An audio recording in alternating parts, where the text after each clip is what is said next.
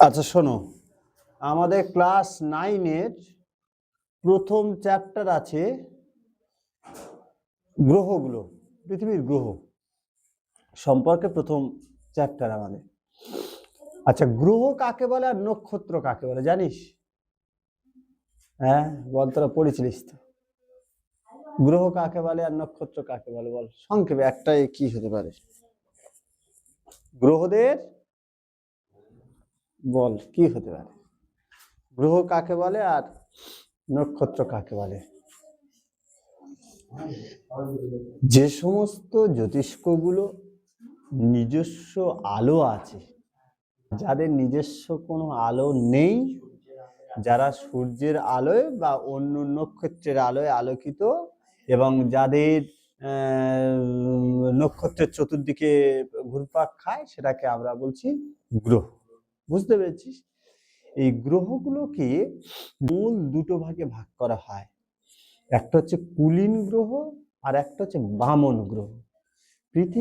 পৃথিবীর সমেত যদি আমরা দেখি তাহলে কুলীন গ্রহ হচ্ছে 8টা কুলীন গ্রহ, আর বামন গ্রহ হচ্ছে 5টা।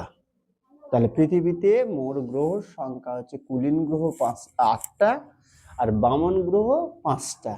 এখন কেন একে কুলীন গ্রহ বলছি, কেন একে বামন গ্রহ বলছি, তার এটা আমাদের জানতে হবে।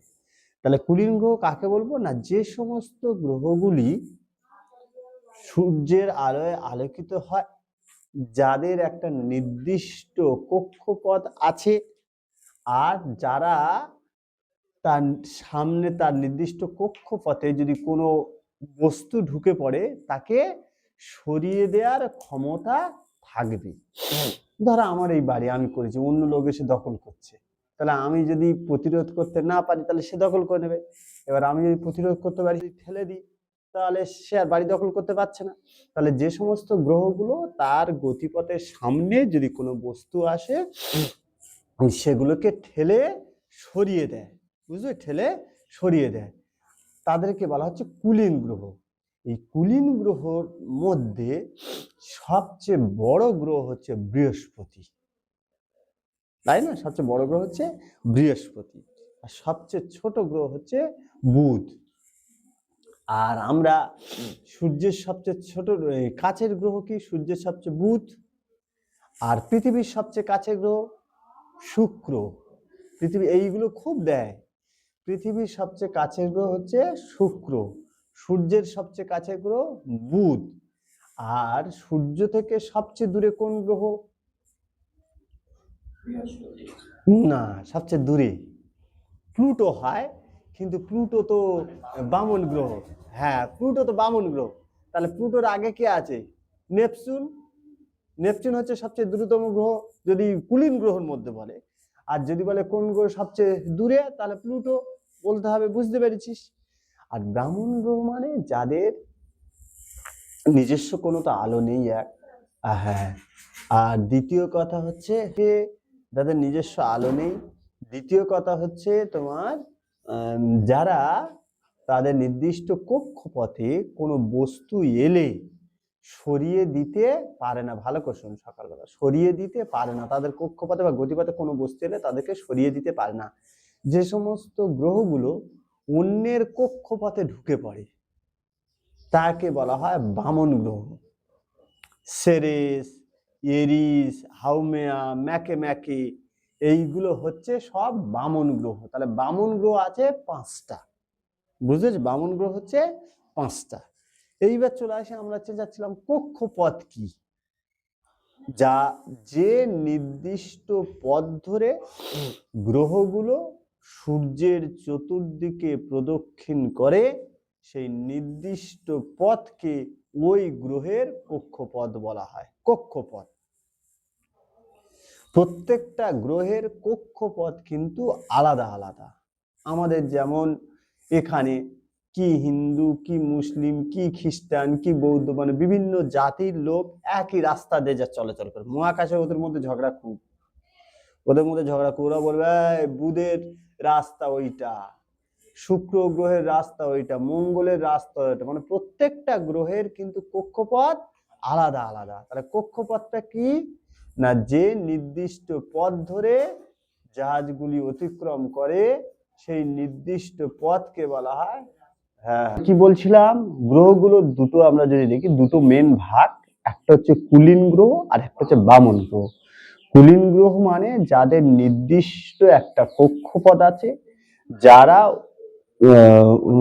অন্যের কক্ষপথে ঢুকে পড়ে না, এবং যারা তাদের কক্ষপথে, যাদের অন্যর কক্ষপথে যদি কোনো ঢুকে পড়া নেই, আর নির্দিষ্ট তার কক্ষপথে যদি কোনো অবাঞ্ছিত বস্তু ঢুকে পড়ে তাকে সরিয়ে দেওয়ার ক্ষমতা তার আছে, সেটাকে বলা হয় কুলীন গ্রহ। সবচেয়ে কুলীন গ্রহ সৌর জগতে, কুলীন গ্রহ হচ্ছে 8টা টোটাল সৌরজগৎ, আমি প্রথমেই বলেছিলাম। বামন গ্রহ হচ্ছে 5টা। সেই কুলীন গ্রহের মধ্যে সূর্যের সবচেয়ে কাছের গ্রহ হচ্ছে বুধ, সবচেয়ে দূরের গ্রহ হচ্ছে নেপচুন। বোঝা যাচ্ছে? সবচেয়ে দূরের গ্রহ হচ্ছে নেপচুন। আয়তনের সবচেয়ে বড় হচ্ছে বৃহস্পতি। আর পৃথিবী যদি আমরা দেখি, আয়তনে সৌর জগতের 5ম স্থান অধিকার করেছে আমাদের পৃথিবী। তাহলে পৃথিবীর স্থান কত? 5ম। আর পরীক্ষায় এটাই পড়ে, সূর্যের সবচেয়ে কাছের গ্রহ কি আর পৃথিবীর সবচেয়ে কাছের গ্রহের নাম কি, খুব পড়ে এটা পরীক্ষা। তাহলে সূর্যের সবচেয়ে কাছের গ্রহ হচ্ছে বুধ, আর পৃথিবীর সবচেয়ে কাছের গ্রহ হচ্ছে শুক্র গ্রহ। এই শুক্র গ্রহকে বলা হয় পৃথিবীর যমজ গ্রহ। বুঝতে পেরেছিস? পৃথিবীতে জলের পরিমাণ বেশি আছে, 3 ভাগ জল 1 ভাগ স্থল, তাই এখানে নীল গ্রহ বলা হয় পৃথিবীকে। লাল গ্রহ বলা হয় মঙ্গলকে। সবুজ গ্রহ বলা হয় ইউরেনাসকে। সবুজ গ্রহ হচ্ছে ইউরেনাস, লাল গ্রহ বলা হয় মঙ্গল, আর নীল গ্রহ বলা হয় পৃথিবীকে। এবং পৃথিবীর টোটাল সৌর জগৎ কি না, সূর্য সহ তার আশেপাশে যেসব গ্রহগুলো আছে, জ্যোতিষ্ক আছে, গ্রহাণু আছে, ধূমকেতু আছে, উল্কা আছে, সমস্ত কে একসঙ্গে আমরা বলছি সৌর পরিবার। এবং যার মেন পিতা হচ্ছে বা বাবা হচ্ছে সূর্য, যেটা হাইড্রোজেন গ্যাসের এবং হিলিয়াম গ্যাসের সমন্বয়ে গঠিত। বুঝতে পেরেছি? এবং সূর্য থেকে তোমরা জানো, সূর্য থেকে 200 কোটি ভাগের মাত্র 1 ভাগ মাত্র তাপ আমাদের পৃথিবীতে আসে, সেই জন্য আমরা বেঁচে আছি। সমস্ত গাছ সালের সংশ্লেষ প্রক্রিয়ার মাধ্যমে, গাছের রান্নাঘর কোনটা বলা হয়? পাতায়, ক্লোরোফিল যুক্ত পাতার সাহায্যে খাদ্য তৈরি করে, এবং ওই খাদ্যের মধ্যে সৌরশক্তিতে আবদ্ধ থাকে। ওই খাদ্য আমরা মানুষ ব্যবহার করছি। তাহলে আর কি সব গেম টেম খেলে সব, ওই আমাদের বারাসাতে তো 2জনের হয়েছে, 10 লাখ টাকা চলে গেছে, জমি জায়গা বিক্রি করে দিয়ে সে সাংঘাতিক অবস্থা ওইসব। আচ্ছা, এই আসতে তুই কথা বলিস না। তাহলে এই হচ্ছে আমাদের ছেলেমেয়েরা ততটা করে না, আর স্কুলে যায় পড়ে না, জানে ও গেলে দিদি আছে, আমরা গেলে পাস করে যাব এই। কিন্তু যারা ওরা জানে ওদের বেসরকারি স্কুলে চাপ আছে। আজকের এইসব একটা লক্ষ্য যে বেসরকারি স্কুলের সংখ্যা বৃদ্ধি করা। সরকারি স্কুলের ছেলেমেয়েরা খুব কম পড়াশোনা করে, খুব কম, কিন্তু দেখো বেসরকারি স্কুলে সব জায়গায় ভালো পড়াশোনা হচ্ছে। তাহলে আমাদের পড়তে হবে। আর এই আসলাম, এসে 2জন গল্প করলাম, সিরিয়ালের কাহিনী বললাম, সকালবেলা ঘুম নষ্ট করে আসার দরকার নেই। সবচেয়ে ভালো, অত ঠান্ডা তোরাও আসছিস, আমিও আসছি সেই কত দূর থেকে, তাহলে ওরম এসে দরকার নেই। যেটুকু পড়া হবে 8 ঘন্টা 45 মিনিট পড়াবো, ভালো করে শুনবি মন দিয়ে। আচ্ছা, এইবার তাহলে বামন গ্রহ কটা আছে? 5টা। তাহলে বামন গ্রহ কাকে বলবো না, যে সমস্ত গ্রহগুলো যাদের নির্দিষ্ট কোনো কক্ষপথ নেই, যারা অন্যের কক্ষপথে ঢুকে পড়ে, যাদের কক্ষপথে কোনো বস্তু এলে তাদেরকে সরিয়ে দিতে পারে না, তাদেরকে বলা হয় বামন গ্রহ।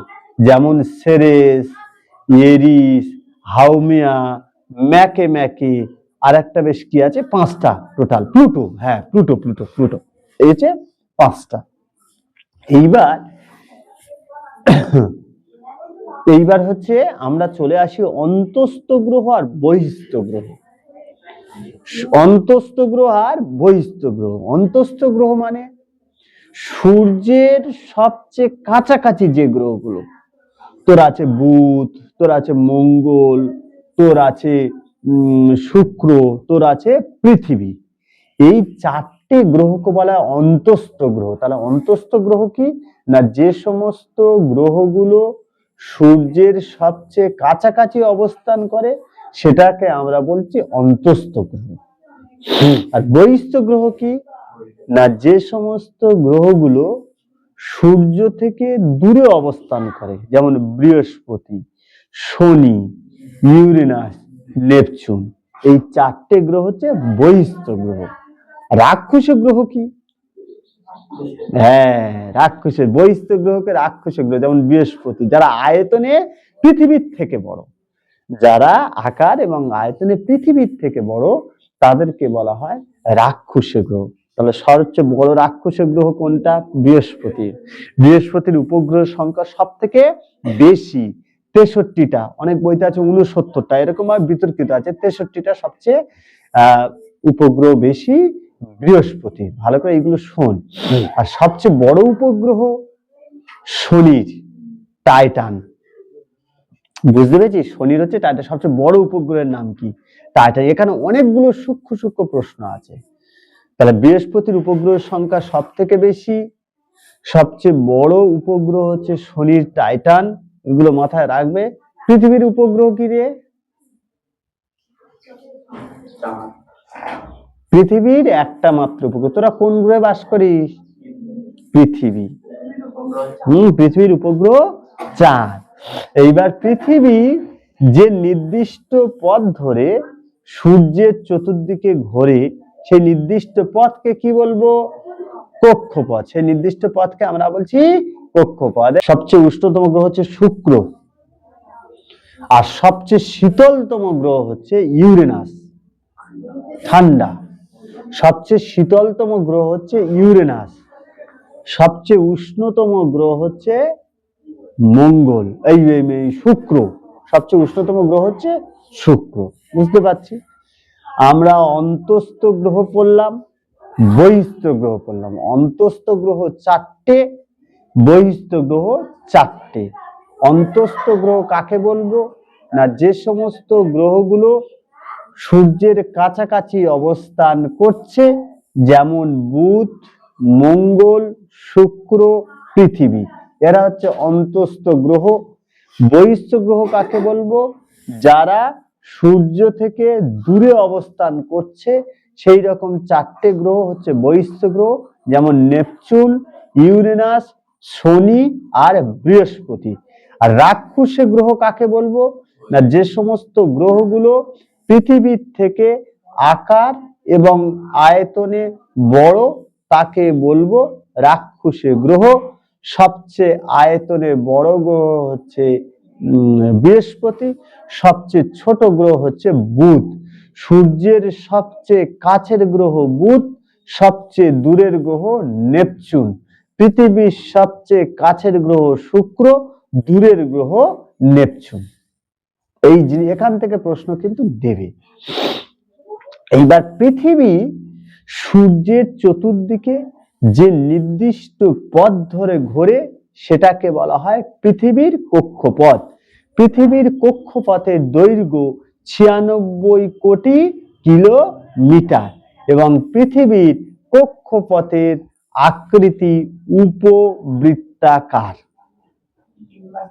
হ্যাঁ, উপবৃত্তাকার। সব জায়গায় সমান নয়। কেন না, আমরা জানি তো একটা খুব ভালো ইন্টারেস্টিং জিনিস, আমরা যদি একটা কাদা তুলি, পুকুর থেকে কাদা তুলি, একটা যদি কোনো লাঠি ঢোকাই, সেই লাঠির মধ্যে কাদাটাকে করে দিলে, এরকম ঘোরালে দেখবি, হাসছিস কেন?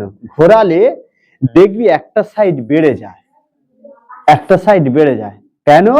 পৃথিবীর কেন্দ্র বহির্মুখী বল।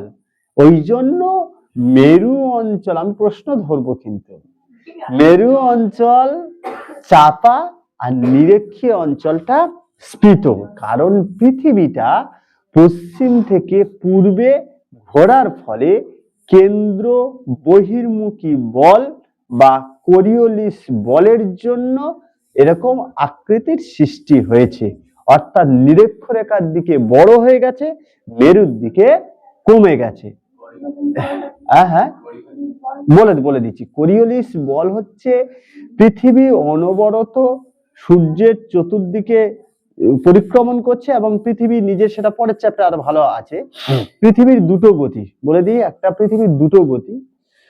পৃথিবী যখন নিজের অক্ষের উপর 66.5 ডিগ্রি, পুরো স্টেট নয়, নিজের 66.5 ডিগ্রি এরকম ভাবে 66.5 ডিগ্রি কোণ করে অবস্থান করছে, নিজের অক্ষের উপর পশ্চিম থেকে যখন পূর্বে ঘুরে চলেছে, সেটাকে বলা হচ্ছে আবর্তন গতি। যে গতির প্রভাবে দিন রাত্রি হয়। অহন থেকে এসছে আহ্নিক গতি, অহন শব্দ হচ্ছে দিন। তাহলে পৃথিবীর যে গতির ফলে দিন রাত্রি হয় সেটা হচ্ছে আহ্নিক গতি। আহ্নিক গতি মানে পৃথিবী তার নিজের অক্ষের উপর ঘুরে চলেছে। সেই ভাঁটা, জানিস ভাঁটা আমরা যে খেলি, সেই এরকম কাঠের নিচে আল দেয়া, যখন করি দেখবি ভাঁটাটা মারলে ভাঁটাটা নিজের আলের উপর ঘুরছে, ওটা পৃথিবী ঘুরছে, ঘুরতে ঘুরতে ও দেখবি চতুর্দিকে পাক খাচ্ছে। মানে একসঙ্গে আবর্তন গতি, নেক্সট চ্যাপ্টারে আমরা ভালো বলবো। আবর্তন গতিও আছে, আবার পরিক্রমণ গতি। পৃথিবী তার নিজের অক্ষরের উপরে পশ্চিম থেকে ঘুরছে, ঘুরতে ঘুরতে ঘুরতে ঘুরতে ঘুরতে এরকম ভাবে ঘুরতে ঘুরতে ও কিন্তু সূর্যের চতুর্দিকে ঘুরে আসছে।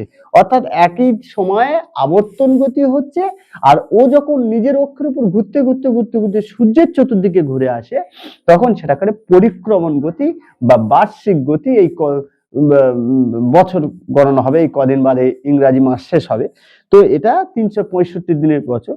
তাই এই সূর্য, এই পৃথিবী সূর্যের চতুর্দিকে এক পাক ঘুরে আসতে সময় নেয় 365 দিন 5 ঘন্টা 48 মিনিট 46 সেকেন্ড। তাহলে এই যে নির্দিষ্ট পথ ধরে সূর্য, এই পৃথিবী সূর্যের চতুর্দিকে ঘুরে, সেই নির্দিষ্ট পথকে পৃথিবীর কক্ষপথ বলা হয়। মহাকাশে এরকম প্রতিটা গ্রহের কক্ষপথ কিন্তু আলাদা, কেউ কারোর কক্ষপথের মধ্যে ঢুকে পড়ে না। যদি কোনো গ্রহ কারোর কক্ষপথে ঢুকে পড়ে, সে কিন্তু কুলীন গ্রহ হবে না, সে কিন্তু বামন গ্রহতে পরিণত হবে। তার কারণ বামন গ্রহ সংজ্ঞাটা আমরা আগে পেয়েছি, যার নির্দিষ্ট কোনো কক্ষপথ নেই, যে অন্যের কক্ষপথে ঢুকে পড়ে, আর যার সামনে কোনো বস্তু এলে তাকে সরিয়ে দিতে পারে না, আমরা পড়েছি। এইবার যেটা বলার বক্তব্য, যেটা বলছিলাম না, পৃথিবী নিজের অক্ষের উপর অনবরত ঘুরতে, পৃথিবী তরল অবস্থা, তো তোমরা ভালো করে বুঝতে পারবে। একটা সিম্পল জিনিস দেখো, খবরে বলা হয় ওই জায়গাটা আগ্নেয়গিরি জেগে গেছে, ওই জায়গাটা এই কদিন আগে ভারতের ছাইটাই প্রচুর চলে এসেছিল, ইন্দোনেশিয়া আগ্নেয়গিরি যে জেগে গেছিল। তাহলে আমরা কিন্তু এই পৃথিবীর উপরিভাগে যেটুকু ঠান্ডা, তার উপরে আমরা অনেক মানে পূর্ণ করে এসছি। মানুষ জন্ম কিন্তু 84 লক্ষ জন্মের পর কিন্তু মানুষ জন্ম, মানে মশা মাছি গরু মুরগি থেকে শুরু করে এরকম 84 লাখ জন্ম হবে, বুঝতে পেরেছিস? তাহলে এই জায়গাটা তোমরা ভেবে রাখবে। তাহলে যেটুকু পৃথিবীর একটা উত্তপ্ত, তোমরা জানো আগ্নেয় শিলা পড়ে এসেছিলে এইটে, পৃথিবী একটা উত্তপ্ত তরল অবস্থা, সেই উত্তপ্ত তরল অবস্থা ধীরে ধীরে আবর্তন করতে করতে এবং শীতল হতে হতে পৃথিবীর উপরিভাগটা আজকের আমরা যেখানে বসবাস করছি, আমরা যদি নিচে মাটি খুঁড়ি তাহলে কিন্তু প্রচন্ড গরম এবং খরা হয়েছিল। তোমার ক্লাস 8-এ ফার্স্ট চ্যাপ্টার পড়েছিলে। পৃথিবীর ব্যাসার্ধ কত এই চ্যাপ্টার আছে? 6370 বা 6371 কিলোমিটার কোন, মানে গভীরতা, পৃথিবীর গভীরতা। তাহলে সেই জায়গাটা ভূপৃষ্ঠে বা ভূগর্ভের নিচে কি কি পদার্থ আছে সেগুলো খোঁড়ার জন্য একটা কৃত্রিম গর্ত খোঁড়া হয়েছিল রাশিয়ার কোলা উপদ্বীপে, ঠিক বলছি মোটামুটি, যে গর্তের গভীরতা মাত্র 12 কিলোমিটার। জানে, তাহলে যেখানে গভীরতা হচ্ছে 6371 বা 70 কিলোমিটার পৃথিবীর ব্যাসার্ধ, সেখানে মাত্র 12 কিলোমিটার, অনেক কম, অনেক কম। তাহলে এত কম করার পরেও মানুষ পৃথিবীর ভূ অভ্যন্তর সম্পর্কে কিছু জানতে পারেনি, কম। তাহলে কেন যেতে পারেনি? কেন অক্সিজেনের অভাব হচ্ছে। আর 2 নম্বর পয়েন্ট হচ্ছে প্রতি 33 মিটার গভীরতায় 1 ডিগ্রি সেলসিয়াস করে তাপমাত্রা বা উষ্ণতা বৃদ্ধি পাবে।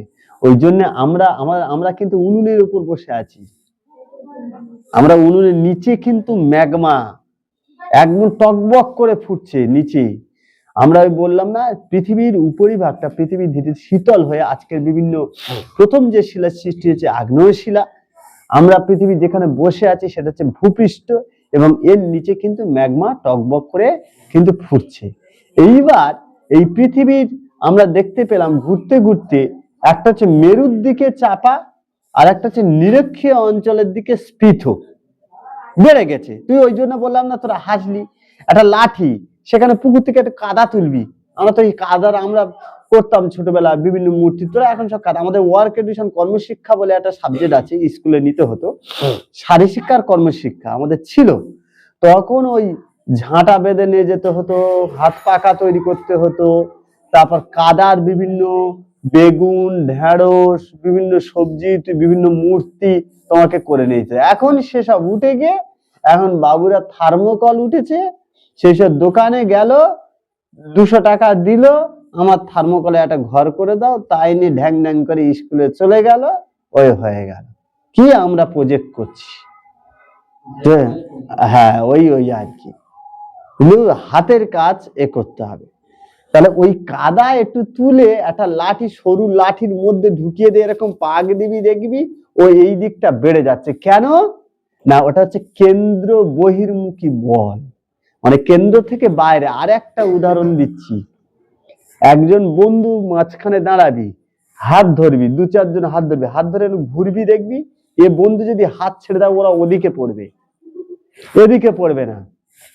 ট্রেন থেকে নামার সময় তুই দেখবি তোকে এগিয়ে নামতে হয়, পেছনে যদি নামবি তো ধুম করে পড়বি ট্রেনের নিচে। আরে এইবার নিরক্ষীয় অঞ্চলের দিকে ব্যাসটা বড় হবে আর মেরু ব্যাসটা ছোট হবে। নিরক্ষীয় ব্যাস হচ্ছে 12,757 আর মেরু ব্যাস হচ্ছে 12,714। তাহলে এগুলো ধরবো, নিরক্ষীয় ব্যাস হচ্ছে বড় 12,757 আর নিরক্ষীয় ব্যাস হচ্ছে 12,714 মেরু ব্যাসটা। আর এদের মধ্যে পার্থক্য কি? পার্থক্য হচ্ছে 43 কিলোমিটার। ব্যাসটা বুঝতে পারছিস? আমি একটু দেখাই, দেখলে বুঝতে পারবি।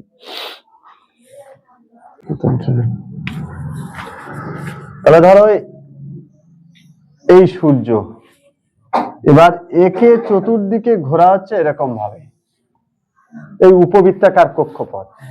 এইবার এটা ধরো পৃথিবী, এটাও পৃথিবী, এটা পরের চ্যাপ্টারও আছে। তাহলে এইটা হচ্ছে মেরু ব্যাস, যেটা হচ্ছে 12,714 কিলোমিটার। ঠিক আছে,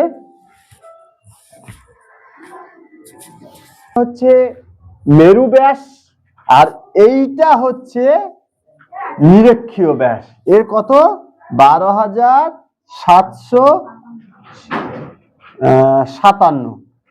তাহলে এই দুটোর মধ্যে পার্থক্য হচ্ছে 43 কিলোমিটার, 12,714 আর 12,757 কিলোমিটার। এটা হচ্ছে দুটোর মধ্যে পার্থক্য হচ্ছে টোটাল 43 কিলোমিটার। বুঝতে পেরেছিস?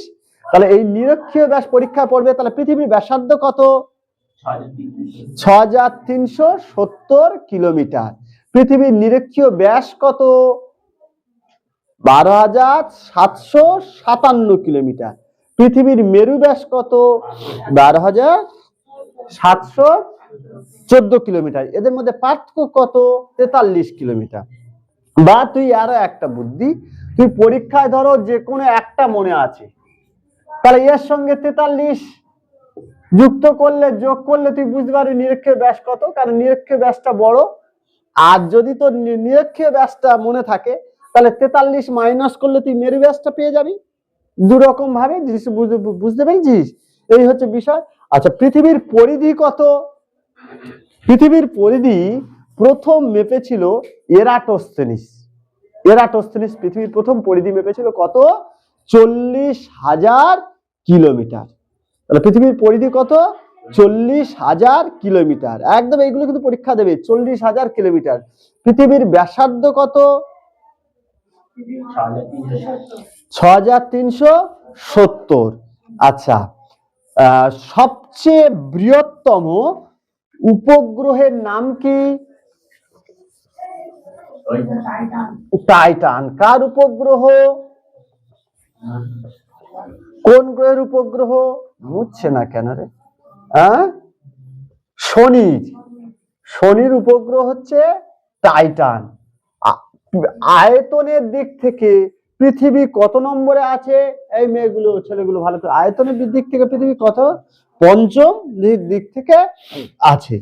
তাহলে মোটামুটি এইগুলো তোমরা দেখবে। প্রথমে গ্রহ চ্যাপ্টারটা আমরা মোটামুটি হলো, পরের দিন আমরা পুরোটা আবার ভালোভাবে, কিন্তু তোমাদের সবগুলো গ্রহগুলো দেখে আসতে হবে। যেমন সবচেয়ে শীতলতম গ্রহ কি আসবে পরীক্ষা? সেই ইউরেনাস। সবচেয়ে উষ্ণতম গ্রহ কি? শুক্র। পৃথিবীর যমজ গ্রহ কাকে বলা হয়? শুক্র গ্রহকে বলা হয় পৃথিবীর যমজ গ্রহ। বুঝতে পেরেছি? আর একটা শুক্রের একটা প্রশ্ন পড়ে, পৃথিবীর কোন গ্রহের আবর্তনের থেকে পরিক্রমণের সময় কম হয়? শুক্র গ্রহ। শুক্র গ্রহের আবর্তনটা বেশি সময় লাগে, পরিক্রমণটা কম সময় লাগে। এটা প্রশ্ন পরীক্ষায় দেয়।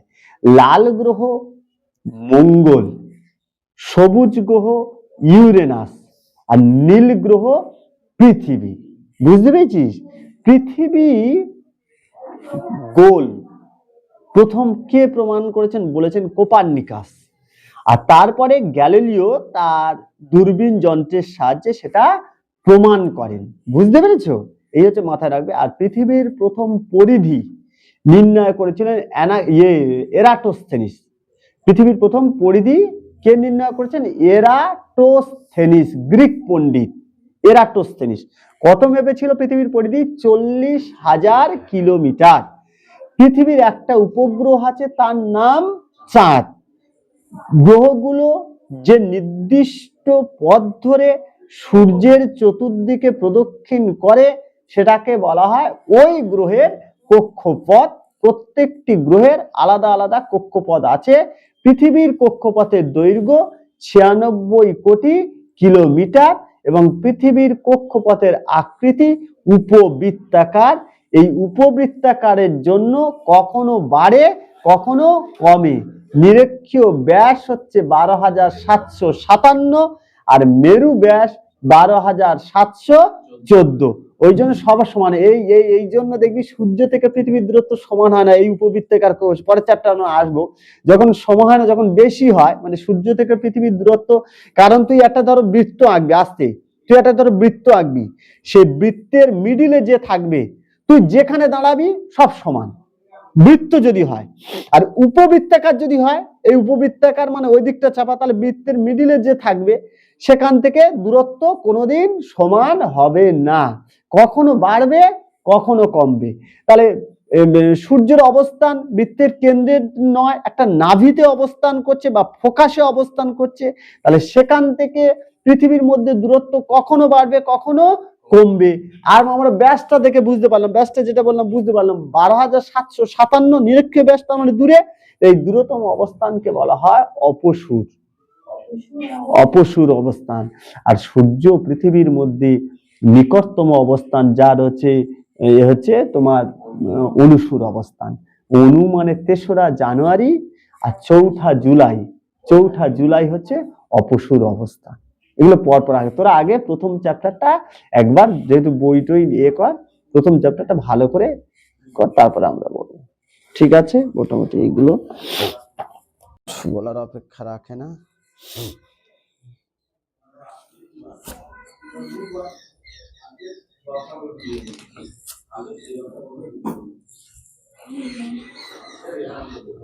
এগুলো বলে দিয়েছি আমরা, অন্তস্থ গ্রহ বহিস্থ গ্রহ বলেছি।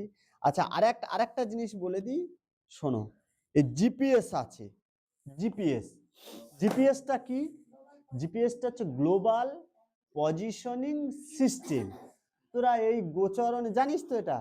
তোরা এই ধরো হোগলায় দাঁড়িয়ে আছিস, কটার ট্রেনে যাবি, ট্রেনটা কোথায় আছে সব বুঝতে পারছিস। এখন জিপিএস সিস্টেম হয়ে গেছে। এটা একটা স্যাটেলাইট নির্ভর ব্যবস্থা। ঘরে বসে সিরিয়াল দেখতেছি স্যাটেলাইটের মাধ্যমে। এই যে আবহাওয়ার বিভিন্ন পূর্বাভাস পাচ্ছে, আজকের মেঘলা বৃষ্টি হবে, সব স্যাটেলাইট। তাহলে এটা একটা স্যাটেলাইটের মাধ্যমে যেখানে কোনো স্থানের সঠিক অবস্থান জানা যায়, এটা নির্ধারণ করা যায়। সেটা কি নির্ধারণ করতে গেলে কি লাগবে? অক্ষাংশ এবং দ্রাঘিমাংশ। তাহলে এটা একটা কৃত্রিম উপগ্রহ মারফত যে ব্যবস্থা, যেখানে কোনো স্থানের সঠিক অবস্থান নির্ণয় করা হয়। আর কি আছে, কিসের সাহায্যে নির্ণয় করা হবে? অক্ষরেখা এবং দ্রাঘিমা রেখার সাহায্যে। আর জিপিএস এর পুরো কথা কি? Global positioning system. তাহলে কৃত্রিম উপগ্রহের মাধ্যমে যখন কোনো স্থানের সঠিক অবস্থান নির্ণয় করা হয়, তখন সেই পদ্ধতিকে বলা হয় জিপিএস বা গ্লোবাল পজিশনিং সিস্টেম।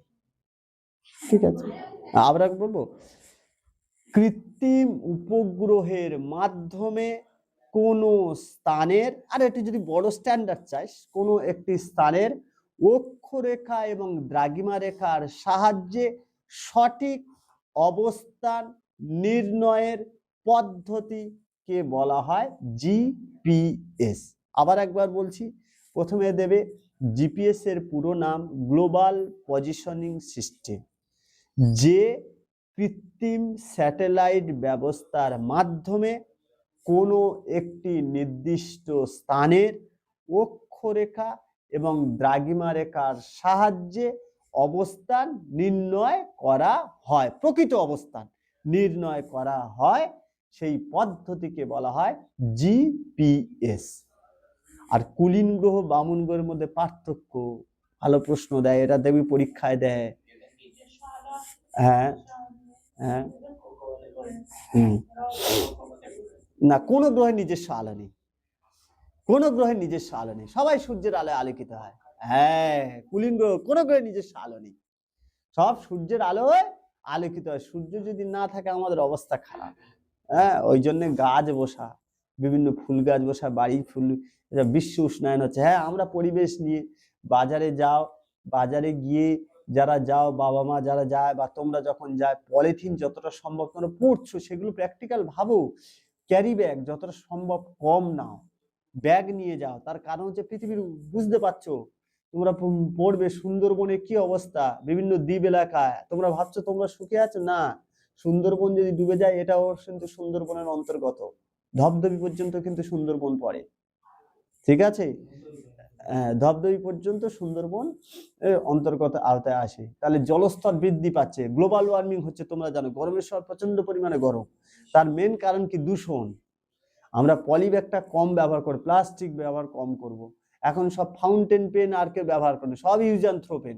ভালো করে খেয়াল করে দেখবি, এগুলো করা উচিত এবং স্কুলে বলা উচিত। তুমি দেখবে একটা ডাস্টবিন রাখবে, সেখানে বলবে তোমাদের যা যা ইউজ অ্যান্ড থ্রো পেন গুলো ওই ডাস্টবিনে ফেলো। তুমি 2-3 মাস অন্তর দেখবে ডাস্টবিনে কত ভর্তি হয়, একটা স্কুলে দেখবে। তাহলে এরকম হাজার হাজার স্কুলে ওই বর্জ্যপদার্থগুলো মাটিতে ফেলছে, কিছু নষ্ট হচ্ছে?